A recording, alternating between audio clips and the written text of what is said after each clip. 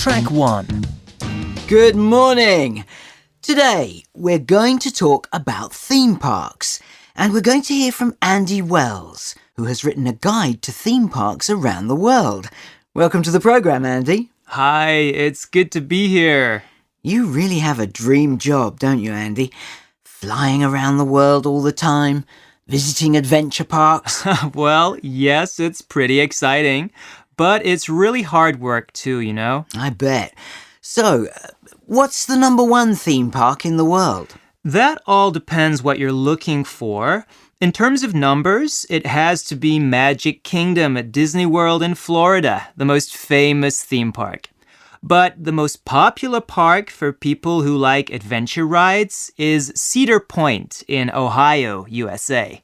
It has the biggest number of roller coasters in one park, 17, Whoa. and 3 water rides. There are lots of other attractions too. Last year, they introduced 50 animatronic dinosaurs. You know, life-size models that move and look real. Cool. Have they got anything lined up for this year? Yeah, there's a new roller coaster called the Gatekeeper. Well, actually, it's not a roller coaster, it's a wing coaster. It'll be the biggest in the world. What's a wing coaster? With a normal roller coaster, you are sitting on a seat with the track under you. With a wing coaster, the seats kind of stick out at the side, so the passengers have nothing below or above them. You feel as if you're flying. So it's more frightening? More exciting! Way more exciting! What other attractions have you seen recently? I've just been to the Wizarding World of Harry Potter at the Islands of Adventure in Orlando, Florida. It's great. You know those shops that sell magic sweets and things in the Harry Potter books?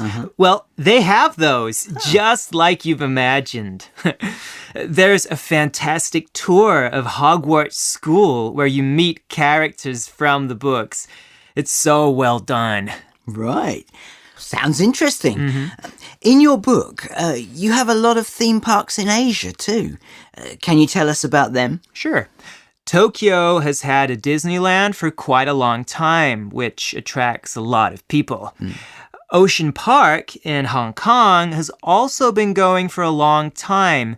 That has a lot of marine animals as well as rides. Lottie World, a huge park in South Korea, has the world's biggest indoor theme park. And then there's Universal Studios in Singapore. That's expanding with additions to its New York street section. There's going to be a Sesame Street dark ride. A dark ride's a ride inside a building. I see. New York in Singapore? Yeah, it's weird, but it works. But the place to watch at the moment is China. They're really expanding. Lots more parks will open in China in the next few years, including another one with dinosaurs in the north and Ocean Kingdom in the south. That will have the world's longest roller coaster and tallest Ferris wheel, as well as boat rides and a nighttime zoo. Wow. So that's opening soon? Yes, this year. I'll be there. Have a ride for me then. Track 2. So, have you got any plans for the weekend? Yeah, me and my mates are going to this activity centre in the mountains. Oh, yeah? You can do all kinds of things. It's a new centre. It sounds great. We're going to go dirt boarding. What's that? It's like skateboarding or snowboarding. You have a board or deck to stand on and wheels. They're pretty strong because you go down rough mountain tracks on them. Steep, rough mountain tracks. Ooh, sounds a bit risky. Have you done it before?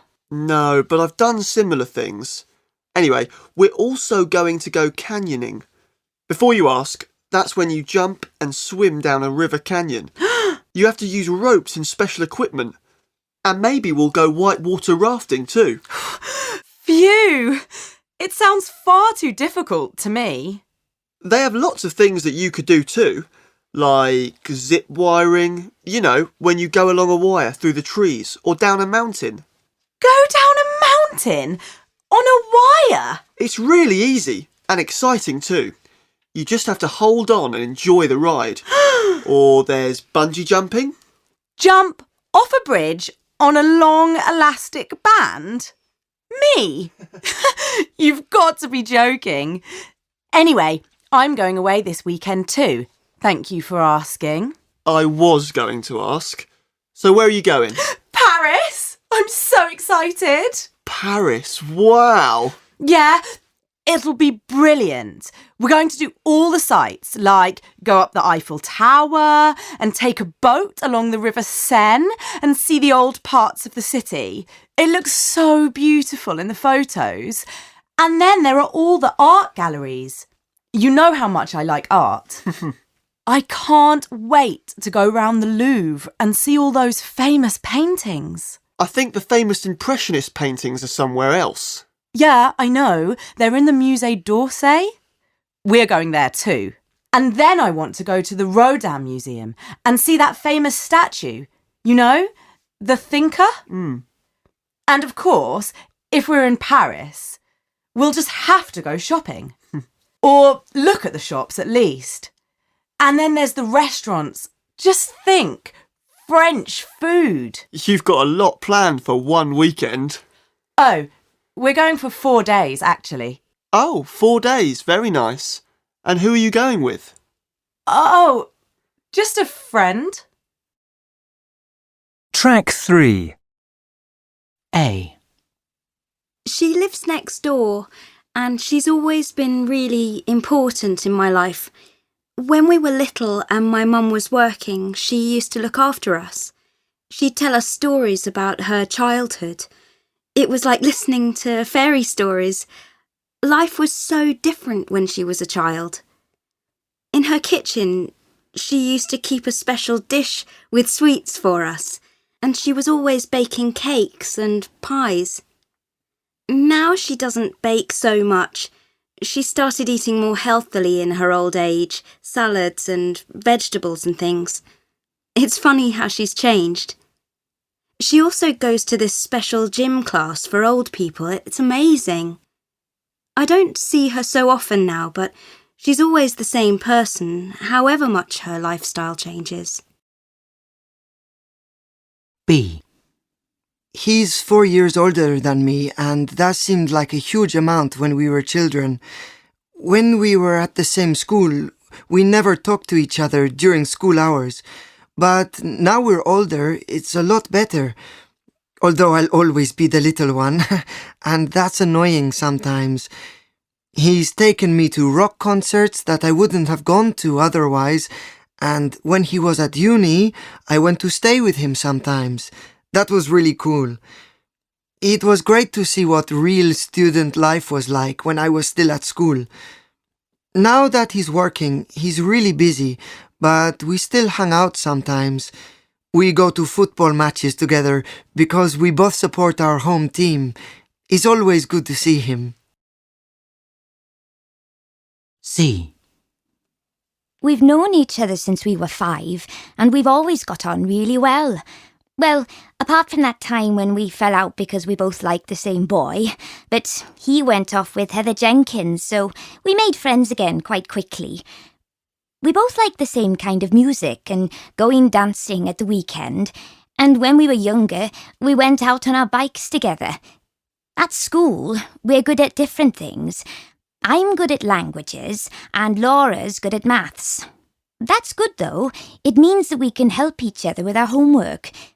Next year, I'm probably going to study in London, and she's going to Manchester, but I'm sure our relationship won't change. D. His family moved in just a few houses down from us when I was about 10, and I still remember how excited I felt when I found out there was another boy on the street. I'd been the only boy, you see. The others were all girls. We were good friends from the beginning because we were into the same things, computers and football mostly. but we had quite a few of the same hobbies for a while. I remember making lots of models of aeroplanes one year. Another year we took up fishing. We had all the equipment and everything, and we'd spend ages down by the river. I never go fishing now. His family moved away a couple of years ago. We're still friends on Facebook, but we don't really have much contact. E. I can remember all the details of when we met. I was wearing a red dress and I just had my hair cut. I can even remember what music was playing the first time I saw him. I knew he was special from the beginning, and I was right. We've been together ever since. Well, it's only been 18 months, and some people say that isn't very long, but it seems like ages to me. We've got such similar personalities and so much in common. I'm sure we'll stay together forever.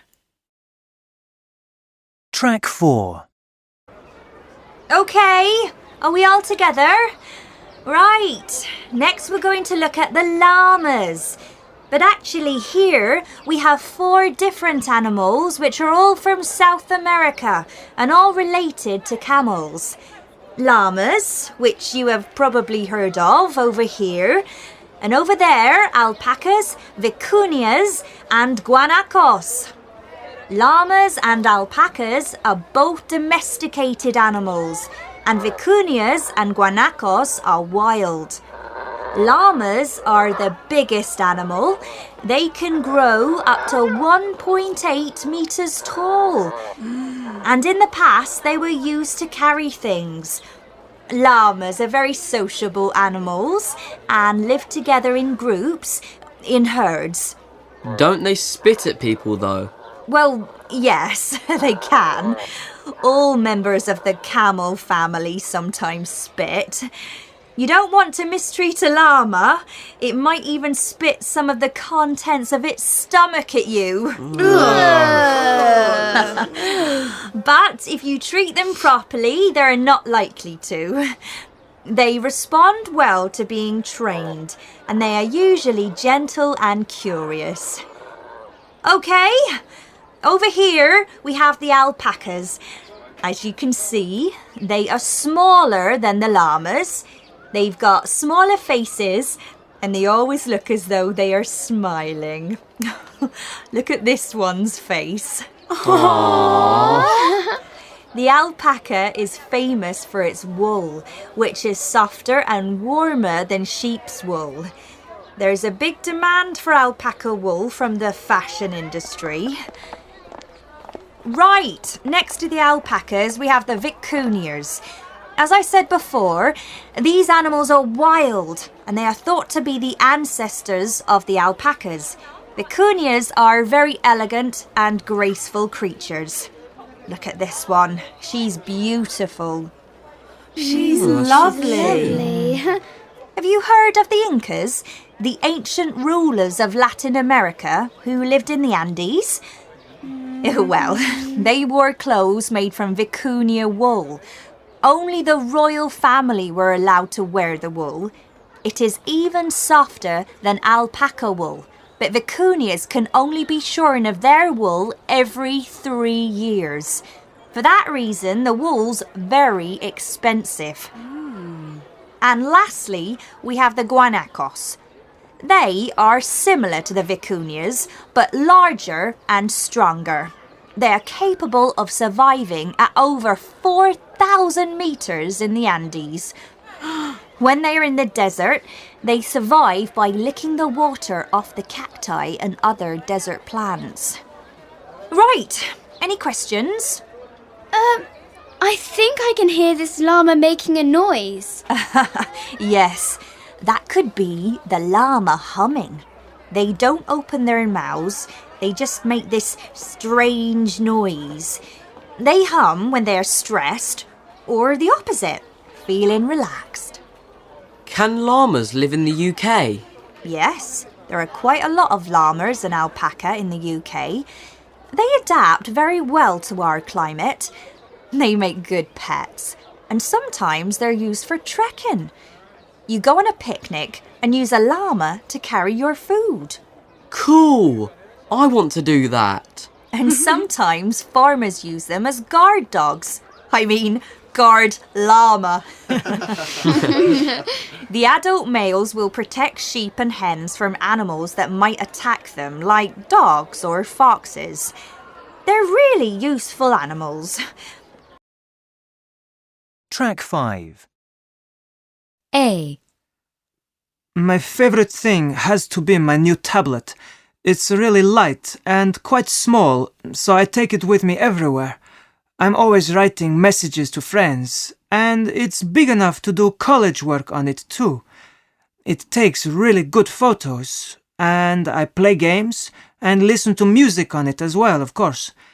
I often download films onto it and watch them in bed. My mom says I'm addicted because I'm always on it. I even read things on it at breakfast time. I'm not allowed to at dinner time, though. I have to be polite and talk to people then. Welcome back to real life, my mom says. B. My favourite thing?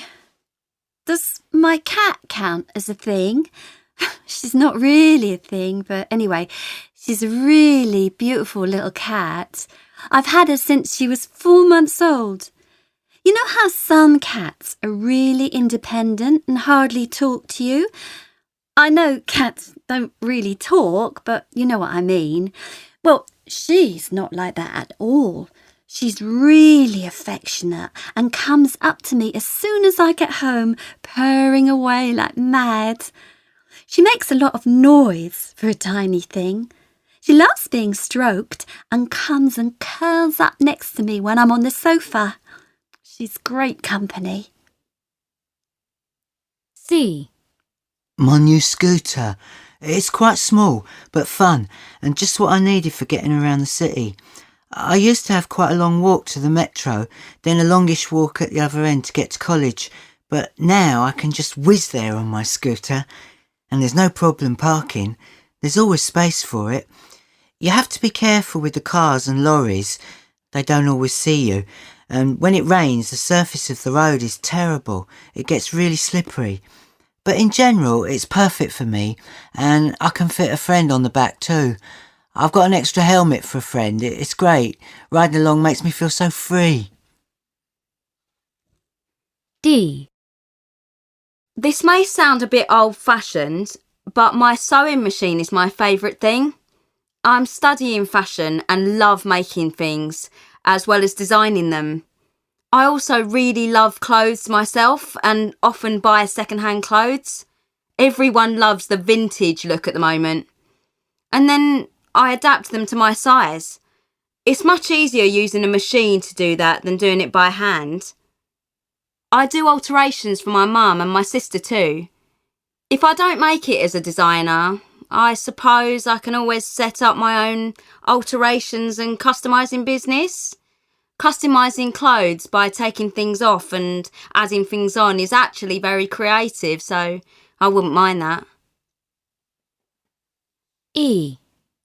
My set of Japanese knives. That sounds a bit sinister, doesn't it? But I'm not a murderer or anything. They're chef's knives, and the best ones come from Japan. Cooking is my new hobby. I got into it when I started watching MasterChef on TV. Then I went to an evening class for beginners and I haven't looked back since. I try and have dinner for between 4 and 8 friends every 2 or 3 weeks. That gives me something to work towards, and I always do new dishes so they can try them out and give me feedback. It's quite an expensive hobby if you use good ingredients, but now my friends help towards the cost. They still get a good meal for a very low price. Track 6. Morning, everyone! Quiet, please. Right, okay. So today I'm going to give you some advice to help you prepare for the exams next week. So make some notes as I'm talking, please. Everybody ready? Now, while you're studying, eat food that gives you energy. Don't be tempted to eat sweets or drink cola. Now, sugar won't help you study, but fruit and cereals will. Apples, actually, are especially good. Find a comfortable place with plenty of light when you study, but not too comfortable or you'll fall asleep. Try and keep a positive mind. It is easier to study when you are positive and relaxed. Now, if you start feeling anxious, have a little break. Go out for a stroll around the block. Don't try to learn everything. There isn't time. Just choose the important things, the things that will get you the most points in an exam. Now, if you aren't sure about this, ask me. First, learn the main ideas and don't worry too much about the details. If you have time, you can come back later and read the details. Make notes of these key points and read them. Then cover them up and try to remember all the points. Now, it might be boring, but repetition helps you to remember. Use past exam papers to study. They will help you understand what kind of questions come up. There are plenty of past exam papers in the library. You can photocopy them and take them home. Take regular breaks while you're studying. A 5-minute break every half hour is usually enough. Get some fresh air and stretch your arms and legs. Drink a glass of water too. It's important to keep hydrated. And last but not least, good luck! I'm sure you'll all do your best.